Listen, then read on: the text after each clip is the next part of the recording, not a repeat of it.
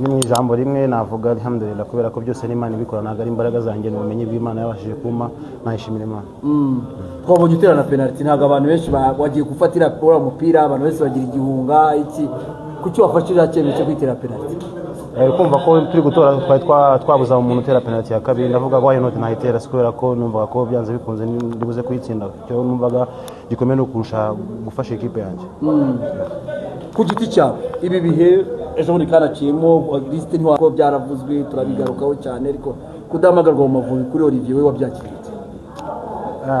njye icyo navuga kuri icyo kibazo nuko uhitamo n'amahitamo ye njye nzakomeza nkore ibyo nkwiye kuba nakora igihe nikigera buriya nzahamagarwa kubera ko ndi umunyarwanda nkunda igihugu nkunda no gukina ikipe y'igihugu ntago naba ndi gukina Rayon Sport ikipe y'igihugu impamagarira nko kuba ntajyamo so ni ibintu by'agaciro kuri njye gakomeye cyane kuba fego ibintu byose ni process bayizere kandi ndumva ko hari ibyo tuzakora cyangwa ibyo dushaka kugeraho kugira ngo tubashe kuba twabatwara igikombe kimwe mu byo dukenera turukumva intego ya mbere yacu nubwo twafasha ikipe ya Sport gusohoka bazaze kuri bari benshi badushyigikire ndakeka bizagenda neza. Objectif ni imwe no gukina nkasoza amasezerano yanjye nayindi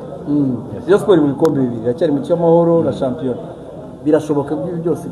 kumureya kwizera igikombe ibintu byose ni step by step nidukomeza kwitwara neza abafana bakaza kudushyigikira numva ko nakabuza ari kimwe mu bikombe bihatanirwa hano hari tuzatwara kwizera kuko uri kwitwara neza rero ni ikipe naciyemo ni ikipe nkunda ni ikipe nanjye yamfashije kuba nageraho ngera ariko kuri ibyo ngibyo no comment nta muntu ugeze ngera ngo amaze kuri icyo kintu no comment ivuga ko courage kandi murakoze ndashimira.